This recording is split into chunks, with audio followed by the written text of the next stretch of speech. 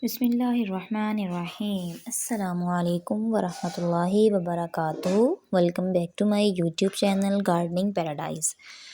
Gardens are special. They add the beauty of the house as well as the surroundings area.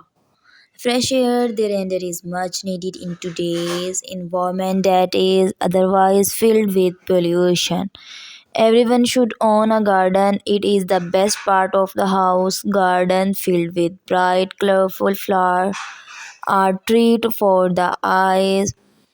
Here are my garden of varying length to help you with the same in your garden. You can choose my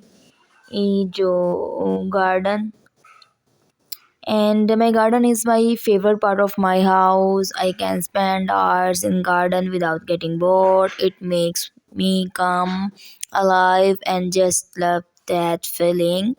It is my mother who maintains the garden at our place, just as she takes care of various other households chores. She is a huge nature lover, and it was her idea to build a beautiful garden at home, even though there isn't a lot of space here. Most of the people in our neighborhood have converted this place in their house into car parking area, or have covered the place to build a small room. But my mother chose to convert this small piece land of into a lovely garden.